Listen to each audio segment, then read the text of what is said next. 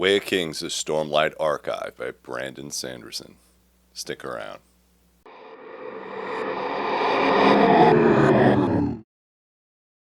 Hey guys, welcome back to the channel. Welcome back to Three River Books. So I just finished the Stormlight Archive. This thing took me better part of almost 4 weeks. It is a very large book. It is the first Brandon Sanderson book that I read. I know a lot of people say you shouldn't start with this, but I have it on my shelf. I bought it. I want to read it, so I did. There were some things in here that I probably have missed just because I didn't read the other books. I know a lot of people say start with Mistborn and all that other stuff, but I like high fantasy and I just dove into it. And I do think that it is a fantastic book. I do recommend that you read it. Understand, though, that it is over 1,000 pages. All right, so it's going to take some time to read this book. But I liked it. I think that there's some things that, as always, could be cut out or more edited. And I know that there's a whole fandom out there for the Stormlight Archives. And I don't want to piss anybody off. Just understand that I am not an expert. I'm just someone that likes the book and read it. And I'm going to read the other books. As you can see, they're on my shelf as well. So let's talk a little bit about the world. All right. Just so you know, there might be a couple of spoilers. So if you have not read the book yet and you don't want to be spoiled, then please, click off this video. All right. So it's a decent book. I highly recommend it. I'll put the links down below. I am an Amazon affiliate. You could also get them in Barnes and Nobles if you like. They are still available. Let's talk a little bit about the world. All right, so the world building is excellent. There are some things, like I said, that I didn't understand. There was a couple of knights called the Knights Radiance. The Knights Radiance were sort of like the guardians of the Russia or the world. All right, they had given up on mankind. For some reason, they just one day said, that's it, I'm done. I can't handle this anymore. They gave up all their swords, their armor, and just walked away. All right, they took off their shard plate, they took off their swords, and just said, we're done, and walked away. It's the beginning. That's kind of at the beginning and the end of the book. It kind of tells you a little bit about why they walked away, and it's still left open to interpretation after I read this book, but basically they're done. So the big thing that you're going to find out about this is there's magical plate and magical shard blades, and they are very coveted by the powers that be. Light eyes are, people with light eyes are typically the upper class, and dark eyes are the ones in lower class. The light eyes are the warriors, and they are the nobility, and they fight each other, and they fight for land. And the dark eyes are kind of the ones that do all the slave work, all right? So shard plate and shard blades have to be powered by what's called spears or gems, and there's a bunch of gems throughout the whole thing, and it's part of the magic. Can be infused or relit by storms. Now these storms, these high storms, are pretty bad. It's like a level 10 hurricane. All right, they come upon the plains and they kind of beat it up. But what they do is they also infuse the gems. So every time their storm comes around, they can take these spheres, whatever gems they have, and they reignite them, which is kind of nice because that then makes that magical power work with the shard plates.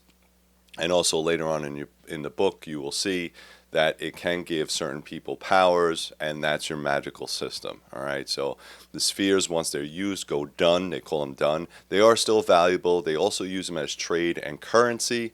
If it's not done, you could still use it. It'll be worth a little bit more money. But again, throughout the book, you will see that they use the power that's inside the spheres or inside these gems for their magical properties. It will make you stronger. It will make you heal faster. You can attach it to your shard plate. It repairs itself. It has all kinds of great powers to it. Also, they have these things called sprens. And sprens was kind of annoying, but to me, a spren kind of reminds me of Peter Pan's Tinkerbell. Okay, so there are these little wisp type things that, throughout the land. So if you have pain, it's called a pain spren. If you have tired, it's a tired spren. If you're near death, it's a death spren. And it's just constantly throughout the book. I found that almost kind of annoying. In my own opinion, I don't think it was that necessary. Every time there is a writing spren and a sleeping spren and a driving spren, and I'm just like, dude, enough with the sprens. I don't care. It's just stupid, in my opinion. I didn't need it. One of the sprens is very crucial to Kaladin, and I'll get into that later on. So the book starts off with an assassination, which is kind of cool, right? So that's part of the best part. Seth is an assassin. And he is somebody that is controlled. So he's also a slave, but he is very, very good at what he does. And he winds up assassinating one of the kings. The king is Gravlar. So Gravlar is the king, or one of the kings of the book. He winds up getting murdered. His son takes over. His son is younger and maybe not that experienced. He's kind of a weakling, kind of pompous asshole, but he's in charge now, all right? And he's the one that goes to the plains, the Arthritic Plains, all right? So he's the one that goes to the plains, all right? You can see it on the book. And he tries to take revenge on the Preseti. Now, the Preseti are creature-like human beings. They are very, very tough. They also have or possess gemstones, these gemstones that everybody's trying to get. They also have these big creatures that have huge gemstones, and of course they're worth their fortune. So are they really there for the fortune, or are they really there for the revenge? Now, obviously, throughout the book you find out that the revenge is misguided, all right? It is not the Presenti that are the ones that murdered the king. It had nothing to do with them. It was all a plot. And there is a lot of plot and politics and a lot of twist inside this book. So you just kind of go through it.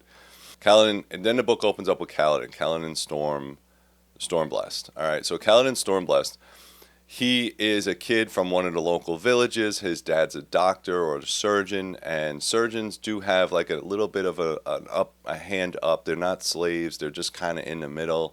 They have certain rules. All the lords are light-eyed or bright-eyed, whatever you want to call them, and his dad wants him to be a surgeon, but then, his family's a really good family, and he has a little brother. His father teaches him how to be a surgeon, so when he opens up, he's already in battle. He becomes a squad leader. He's a really good spearman. He knows how to fight. His dad taught him how to be a surgeon, and he taught him about leadership and all that good stuff, but the squad leader taught him how to fight with a spear. So he's an excellent spearman. Within 4 years, he's already a squad leader. So he really knows he really knows what he's doing. Turns out that he went to war to help protect his brother. His brother was this very simple kid, very smart, but he just didn't want to go to war. But like anything, sort of like the Hunger Games, where the Bright Lord comes in and says, we need people for the army because we're fighting for this property or we're fighting for this land. And then once they're done doing the volunteers, then they just start taking people. And anybody from like 8 years old all the way on up is now recruited into the army. Kaladin doesn't want his brother to go by himself, so he volunteers for the army, and his promise is to take care of his brother. Unfortunately, spoiler alert, his brother dies, and he watches his brother die, and it just breaks him. It completely breaks him. And on top of which, this is Kaladin's book, by the way, so he does all the flashbacks in all this book. So every couple of chapters, you'll see he'll revert back from his present to all the way back to his childhood and on and so forth. So this is definitely his book. So he sees his brother die, loses his mind. He's melancholy throughout the whole entire book. Also questions his leadership. Also questions himself. Things start to change for him. He winds up killing a shard bearer, which is very, very difficult to do. Kaladin is just a spearman. A very good spearman, knows how to fight, but he challenges or fights somebody shard plate, which is very hard to do. The swords, if you can see the swords inside this picture, if you can see the swords in this picture, they're about 6 feet long, and the shard plate gives you the ability or the stamina to wield these things. Also, if you're wearing shard plate, you can jump around, you can jump across caverns. It gives you all these magical abilities, all right? It's almost like, putting on a super suit, like a Superman suit. You put it on, you're stronger, you're faster, you can do all kinds of great things with this. So Kaladin, just being a regular soldier, winds up beating this guy. And the Bright Lord says, well, you know, you beat him. The rules say that you have to take his stuff and become a Bright Lord yourself. All right, so that's kind of how it works. If you beat a shard bearer, a shard plate bearer, then you become that person. You kill him and it's yours. He doesn't want to take it. He feels betrayed by all the Light Eyes. He doesn't like the politics. He doesn't want anything to do with it. So what his leader does is turns around and says, well, I can't have people know that, you know, you didn't take this thing and are now, I'm going to take it for myself, but now I got to clean up my mess. So he winds up killing all of Kaladin's friends. All his whole squad gets murdered right in front of him. Again, right? So pretty messed up. And he brands Kaladin as a traitor and a slave and just sells him off. All right, so now he's destitute. He lives as a slave for a while. He tries to, you know, unite the slaves, but he's just done. I mean, he's the most beat up character in the whole book. He gets beat up pretty bad. He wants to die, and lo and behold, the slave trader sells him to this army. All right, the army that's sitting on the plains called Sadius. Sadius is another high prince. And he's a sadistic bastard, but he's good in politics, and he assigns him to a bridge crew. This bridge crew, again, all slaves now, basically take the brunt of all the Asceti's arrows. All right, so their job is to run across with a bridge, put it down over the plateaus so the army can go across, and it's just a death sentence. These guys are just dying by the droves, and then finally, again, Sly or Psy is another Spren that pops up and starts talking to Kaladin. All right, that's like his sidekick or his Tinkerbell. All right, and Tinkerbell starts talking to him and starts motivating him to do things that he used to do as a leader, as a squad leader. And he takes his bridge crew and he puts them all together, and he does great things with them, and he makes them train, and it's just this back and forth of this thing of like every time he tries, he keeps failing. To the one point, he almost wants to kill himself, and is pulled back by this Spren, by Sly. Syl brings him back and says, you know, don't kill yourself. You're worth more than that. And then we'll get back to Kaladin in a second. And then you got Dalinar, right? So Dalinar is another high prince. He is the brother of the king that got slain. And he was known as the Black Thorn. He is a warlord, a general of armies, this really, really good dude. And he was all about honor and all about the book, the Way of the King book. So when the Knights Radiance and everybody left, they left material and information. The problem with Dalinar is that he has these visions, and these visions, when storms come through, kind of mess him up. So everybody starts thinking that he's crazy. They have to strap him down. He has these crazy visions, and really, at the end of the book, it tells you that it's not that he's crazy. It's just that he's watching a rewind of why the Knights Radiant left, and he's watching it through the eyes of the book, and then he finally meets the quote-unquote God. All right, it turns out that Dalinar, very honorable man, he's very sick and tired of the politics. He's tired of the people that are backstabbers, and he finally makes a pact with Sadius, who is or was his friend. There's also a love interest involved, and I'll let that one go, which is kind of nice. And what happens is, at the end of the book, he winds up getting betrayed, all right, by Sadius, and he takes Kaladin under his wing. Now, there's also a third POV, which is Shallan. Shallan's house, or Shallan's family, is very well-to-do. She is also affected by powers. She's a very good drawer. She can draw, she can paint, she does charcoal. She goes to seek out Jasnah. Jasnah is a very intelligent woman. She's doing all this research. She wants to know about the world. She wants to know about books, and she lives in this castle. And Shallan decides that, hey, listen, my family's destitute. My father disappeared. I don't know what to do. They make up this plan that if she can go find Jasnah and become her ward, she can steal from her her Voidbringer magical device. All right. And she can start making shards. Again, remember what I said. If you can make shards and sell them and create shard plate and shard blades, you can make a lot of money, and then she won't be destitute anymore because her family name will live on. She will again pick up her dad's business. Her dad was kind of like a swindler. He was using a soul bearer to create these shards illegally, but he would use that for his political gains and have all this money. The dad disappeared. Nobody knows where he went, and now this family's in trouble. So again, Shalyn is someone, very young, pretty, 20 years old. She meets Jasmine and convinces her to finally take her on as a ward. And while she's there, she's having a lot of guilt because she doesn't want to. She doesn't want to steal from her. She finds that this is her passion. She always wanted to be a professor, smart. She's very intelligent, but she is also affected by the Stormlight. And what happens is, one of the Arden, which is the monks, decides that, he's, again, part of the plot to try to kill Jasna and tries to kill her. There's this whole big murder plot, and then finally Jasna finds out that, you stole from me.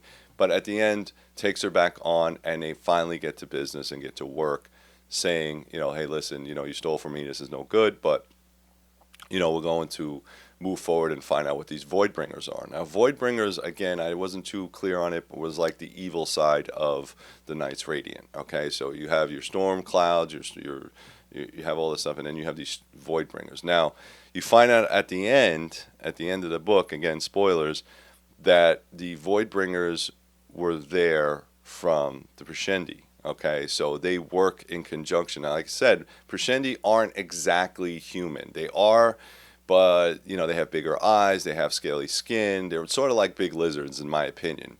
Some of them are domesticated, and they use them not as slaves, but as people that are, assistants or have been domesticated, and they are now, servants to all the high lords. So not the ones that are fighting on the plains, but the other ones. So they are an integral part of their society now. But they also have the ability to be Voidbringers, and that's where the kind of the book, left off. Like, how did we not know this? All right, so there is a lot of unknowns in this book. Again, at the end, Dalinar finally gets rescued by Kaladin. Kaladin had, all his guys were dying, very melancholy, and he sees Dalinar get betrayed by Sadeas, and he leaves him on a plateau with no bridges, 0 bridges. And he's about to get murdered with his 8,000 troops. The Prescendi are all over them, even with the Shard Plate and his son. They are fighting to the death. And at one point, Kaladin says, being also a man of honor, that he remembered when Dalinar saved his guys. So he's like, I'm not going to leave him there. Go get the bridge. Let's go save these guys. And again, he saves them. And at the end, Sadeas and Dalinar face each other. There's no blood in this book with them. I'm sure that's in the next one. But he confronts him and tells him, you betrayed me. And he winds up giving, another spoiler, his shard blade to Sadeas, the guy that had betrayed him, for all of Kaladin's people. Kaladin belonged to Sadeas, all his bridge crew. He bought them with the sword. That sword can buy a kingdom, and he bought all his guys. All right, so there's a lot of loyalty there. This book doesn't really pop off until like page 700-800. All right, so there is a lot of backstory that you got to read. There's a lot of understanding between the magics, and at the end, it's kind of like a cliffhanger. Wit is like a traveling bard. All right, so he doesn't belong to anybody. He does have light eyes. And again, he was working with the king, hanging out, but he's also have a little bit of intrigue, and he's like a small part of the book, and he pops up here and there, and he makes fun of people, which is kind of funny, but then he also is a storyteller, and he is a small integral part of it, and it just kind of weaves throughout the book until the end. And then at the end of the book, Shardbearer, busts through the door of this building, all right, and that's kind of how it ends, which is kind of neat. But I don't want to ruin that part for you. What I suggest this book, yes, 100%. I don't care what other people say about, hey, you got to read this book and that book, and just read the books that you like. I think this is a great book. It is 1,000 pages, by the way, so it's a huge book. I do think that the way that it was written Could have been a little shorter, in my opinion, but again, it's Sanderson. He's never going to write a small book. All right. Highly recommend. I will put the links down below, guys. I'm going to try to get on the other books as well. I want to know where Oathbringer comes from and all this other stuff. So huge kudos to anybody that wants to read this book. You could also get it on audiobook if you want. Inside the book, you do have some maps, all right, which is kind of nice. So it tells you all that other stuff. And then at the end of the book, it does have a glossary about all the gemstones. So if you are interested in the magic system, it kind of tells you what the different gemstones do. All right, guys, thank you very much. Please do me a favor and like and subscribe. Please put comments down below if you read this. I know some of these books that I'm reading are a little bit older, but I'm just trying to catch up. So I'm probably not going to be on the first end of all the book releases. But if you'd like to send me a book to read, I'm open to that. Send me an email. You can go to the About page. Also, I'm on Goodreads, guys, so check out Goodreads. You can contact me there. Also show you exactly what I'm reading. Now that I finish this book, I have to get to my next one. Thank you very much, guys, and as always, keep reading.